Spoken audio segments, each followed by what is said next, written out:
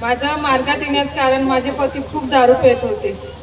आम्हाला मार्गाची रूपरेषा काही माहीत नव्हती। आम्ही दिवाळीला आईच्या घरी दिवाळी निमित्त गेलो तर माझी आई म्हणते, जावई तुम्ही आता दारू सोडून टाका, म्हणजे तुम्हाला सासरे जावेला दोघांना पण म्हणते मी एका जागी पाठवते, म्हणजे तुमची दारू सुटन म्हणते।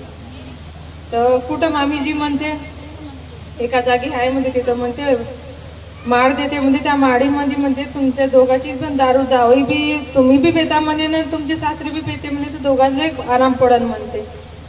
तर माझ्या घरचे म्हणते ठीक आहे म्हणते, सुटन तर तिथं काय आहे का म्हणजे जाऊ बा म्हणते। तर मग अशी दहीवाली बाई आली ते म्हणते अगं काकू म्हणते इकडे म्हणते, माझी आई आवाज दिला तिला, तुमच्या मुलाचे म्हणजे दारू सुटली ना म्हणजे जिथं माळ दिली तिथं। कुठं बाई म्हणते माझा मुलगा तर नाही का दारू डबल प्यायला लागला तर कुत्र्यासारखा भुकते म्हणते। माझ्या घरी म्हणे ते तशा जातच नाही म्हणते, मी काही हे दारू सोडायला म्हणते मी कोणती काय करी म्हणते अशा वस्तू घेत नाही म्हणते का जेणेकरून कुत्र्यासारखं भुकायला लागे बा म्हणून। माझी बहीण म्हणते तुम्ही खरंच भाऊजी दारू सोडता का? हो म्हणते, मला इथं आला का दारू सुचते म्हणते, नागपुरात आलो का मला काही नाही पण दारूच दिसते म्हणते। तर म्हणते आपल्या घराच्या मागं नागापुरे काकाजी आहे म्हणते, त्यानं म्हणते घरचा तावा तरी नोपर आला म्हणते, घराचे दरवाजे नोपर आले म्हणते, त्यानं विक वाक करून काहीच जिंदगानी त्याची राहिली नव्हती म्हणे। पण आज ते भगवंताच्या कृपेनं सुख समाधानी आहे म्हणते ना। एका भगवंताची त्यानं म्हणजे परमात्मा एक घेतला तेपासून त्याचं जीवन सुखी आहे म्हणे, सुख समाधानी, आणि दारू पण सोडली म्हणे। तर ठीक आहे म्हणलं, माझे पती म्हणते चालते का बाई म्हणते, कुठं आहे तर जाऊ म्हणते। भाऊजी म्हणते असं तुम्ही दारू पिऊन आहे म्हणते, आज काही तुम्हाला मी नेत नाही म्हणते, पण उद्या सकाळी काकाजीकडे जाऊ म्हणते। तर ठीक आहे म्हणते। सकाळी आंघोळ केली पण साहेबाला लज्ज होती दारू प्यायची, ते आणखी भट्टीवर गेले आणि दारू पिऊन आले। तर मग म्हणते चाल बाई म्हणते, मी आंघोळगी केली म्हणते। भाऊजी तुम्ही आंघोळ जरूर केली म्हणते, पण तुम्ही दारू पिऊन आहे त्याच्या घरी दारू पिऊन जाणं जमत नाही म्हणते। तर म्हणते संध्याकाळी जाऊ का म्हणते, मग तुम्ही तर दारू प्यायला जातात भाऊजी म्हणे, पण हे का करू म्हणे, माझं मनच नाही काय देत म्हणे, मला दारूच दिसते म्हणे। मग संध्याकाळी थोडंसं मना परिणाम घेतला ना गेले, तर काकाजीच्या घरी गेले। काकाच्या घरी गेले तर ते कसे म्हणते दारू इथं सुटत नाही म्हणते, दारू सोडून यायला लागते म्हणते। हो म्हणते, पण का करू म्हणते, माझ्या मनाला खूप पाहिजे म्हणते, माझं मन नाही का भटकते म्हणते की मला दारू पेल्याशिवाय गमत नाही।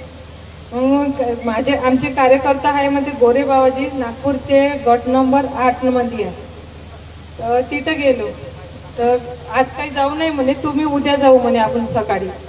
माझ्या घरी मन पक्क केलं ना, तिथं गेले ना काकाजीकडे, मग मार्गाची रूपरेषा समजली, अनुभव घेऊन आलो तिथून, आणि घरी आलो तर काकाजी म्हणे साफसफाई करा म्हणे तुम्ही, मग साफसफाई केल्यानंतर फोन करा म्हणे। तर फोन ना करता म्हणे तुम्ही येऊनच जा ना म्हणे। तर ठीक आहे बा म्हणलं, आम्ही चाकूर परिसरामध्ये म्हणजे दूर राहतो, खेड्यावर राहणं आहे तर या जायला तकलीफ होते, काही हरकत नाही म्हणे, येऊन जा तुम्ही म्हणे। तर आम्ही गेलो, आम्हाला साफसफाईचे कार्य दिले, आम्ही साफसफाई केली ना, मग काकाजीकडे गेलो, आम्हाला 3 दिवसाचे कार्य दिले। आम्ही आता घरी साहेबाला असं वाटलं की आपण साफसफाई तर केली, पण आता आजच्या दिवस मटण खाऊनच घ्यायचं, याने घरचा बकरा विकला ना, मटण खायसाठी म्हणजे पायी मुंडीमध्ये थे आणली। साहेबांना खूप दारू पिऊन घेतली, त्याला वाटलं का आता शेवटची दारू प्यायची आहेत, आता काय बा आपण कार्यच करणारच आहोत, दारू सोडणार, दारू पुन्हा डबल पेली, त्याने दारू पिली आणि घरी मारहाण केली। माझ्या सासऱ्याले पतिदेवाले नाही, सासऱ्याले सासू सासऱ्याले मुलाबाळाले टीव्ही फोडली, फॅन फोडून टाकला, घरी फाशी लावायची कोशिश केली, कुऱ्हाड वायती केली, आणि आता कुऱ्हाडीवर वायती करून मान ठेवून मराच्या आता क्षणामध्ये मी म्हटलं याचा जीव गेला तर मी कोणासाठी जगेन बा म्हणून, मी म्हणलं मली मारण तर चालन म्हणलं। मी त्याची कुऱ्हाडी हिसकली, जशी हिसकली ते नाही का आले मला मारायला धावले, तर मी नाही का दरवाजे लावून दिले, त्याला घरात ठेवून दिलं। मग तितक्या मनात दारू उतरून गेली, म्हणलं काय करतं म्हणलं, कुठेही गेलं तरी पण तसाच प्रचार आहे म्हणलं यायचा, म्हणलं मी चाललीच जातो म्हणजे इथं काही राहत नाही बा म्हणलं। असं म्हणलं मी आपल्या घराच्या गल्लीमध्ये जाऊन लढत राहिली। संध्याकाळचे 5-6 वाजून गेले, आता असा विचार केला की एक साडी घ्यायची आपली आणि चाललं जायचं आपल्या आईबाबाच्या घरी. मग काही वेळाने माझ्या पतिदेवाला चेव आला ना, ते का म्हणते, तू अगरबत्ती कापूर आणून ठेवला का म्हणते. मला असं वाटलं का भगवंताने चान्स दिला की नाही आपल्याला हा सुधराचा आहे बा म्हणून. तर माझ्या पतिदेवानं असं म्हटलं तर मला चांगलं वाटलं. आणि मग काकाजीने हकीकत सांगितली हे का आम्ही असं असं केलं म्हणून.